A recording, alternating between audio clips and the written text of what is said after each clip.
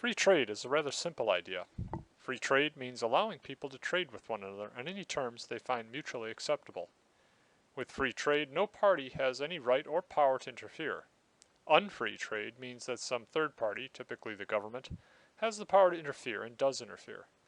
Unfree trade often goes under the guise of either fair trade or protectionism, or even its much older name, mercantilism. A better name, however, might be favoritism.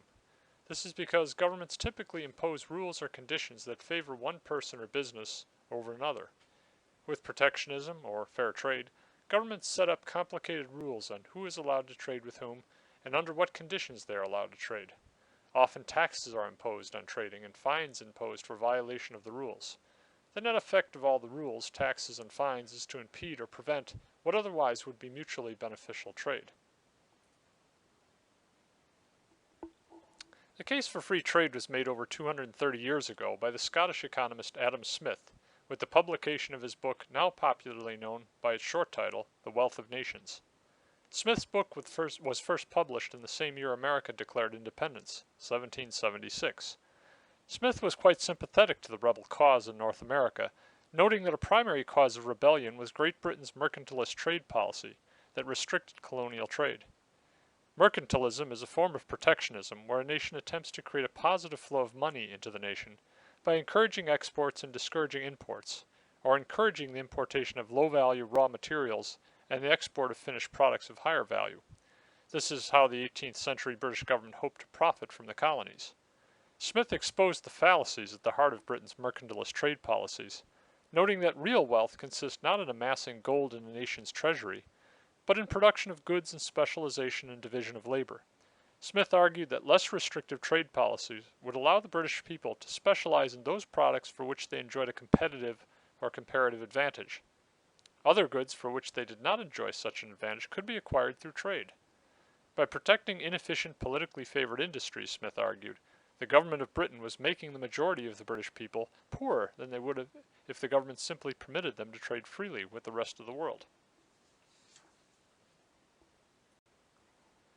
Mercantilism is based on the broken window fallacy that only looks at the domestic jobs gained and wealth accumulated by some, without considering the jobs and wealth lost by others.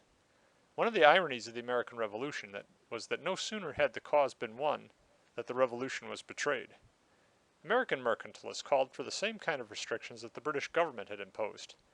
Supporters of the 1832 Tariff of Abominations, for example, argued that only by keeping European goods out could the growth of the domestic industry be promoted and the jobs of American workers be protected.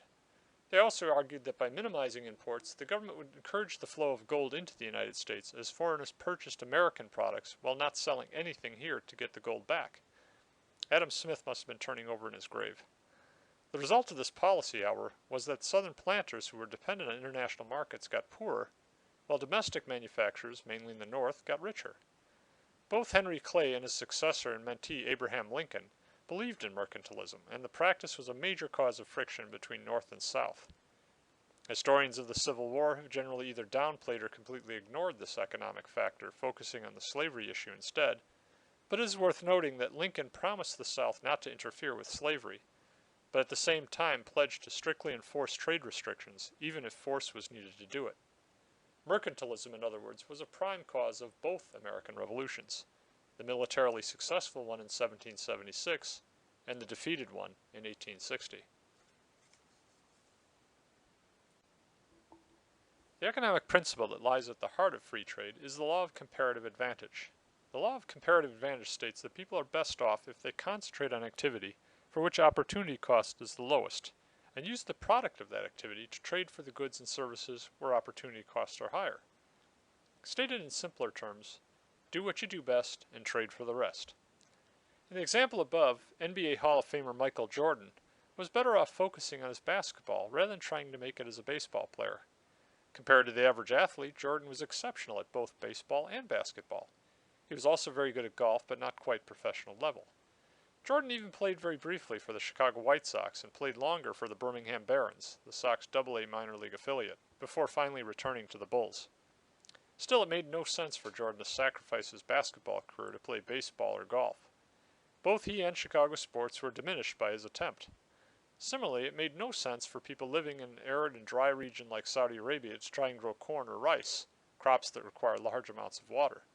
These people would be better off drilling for oil that is abundant beneath their sandy soil and trading the oil for corn and rice grown in places where water is more abundant and oil more scarce.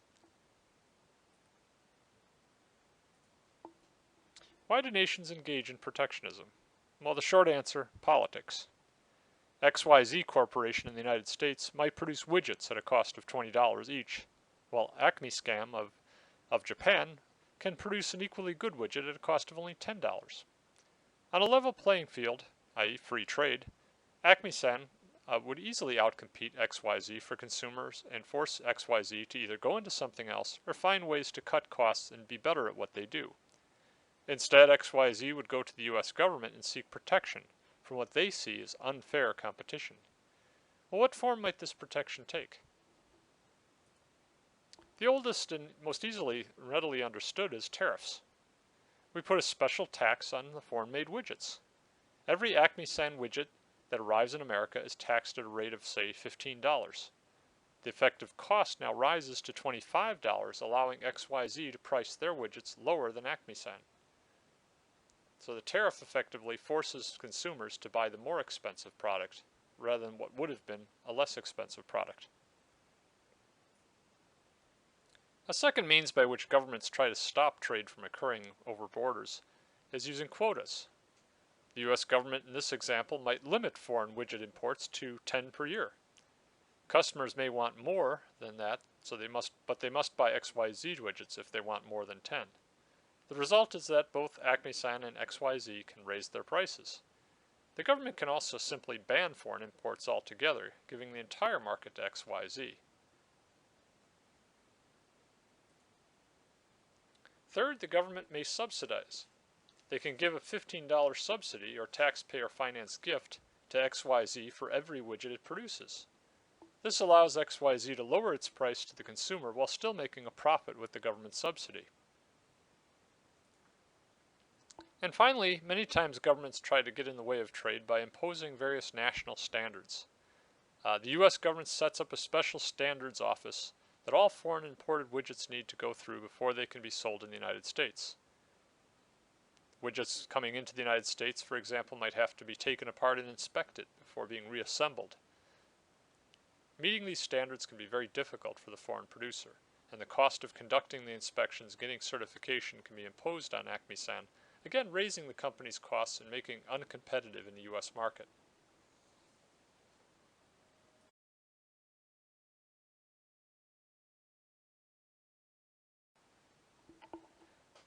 Protectionists often try to justify their cause in various ways. Most commonly, they appeal to patriotism, that somehow buying products made outside of America's borders is somehow unpatriotic or disloyal. They may even argue that somehow new industries in the country are being threatened by more established competitors overseas. Or, paradoxically, that older industries are being threatened by aggressive startups overseas. Or American jobs are in danger if we trade with foreigners. Or that the wages of American workers are somehow endangered by lower-priced foreign competition. Upholding American standards may be held as if the consumer is incapable of understanding a good product or seeing a good product for a bad one. Stopping exploiting of the poor overseas many times is used. That somehow buying products made overseas in poorer countries is somehow hurting the workers who accepted jobs in these factories. National security is often held up. That becoming dependent on foreigners for goods is a threat to American sovereignty. And finally, the need for reciprocity. Many times other nations engage in protectionism, and the feeling here is if they do it, then we must do it as well. The common thread between all these excuses for protectionism is that somebody is being protected from competition from somebody else. And the real loser is the American consumer, who is denied the right to buy what they otherwise would like to buy. In the last 2 decades, governments around the world have tried to work out multilateral deals on trade. Some of these deals cover the entire globe, such as the General Agreement on Tariff and Trade. Others cover specific regions of the globe, like the North American Free Trade Agreement, or NAFTA. The European Union covers Europe. What these agreements share in common is a set of complicated rules and regulations restricting trade.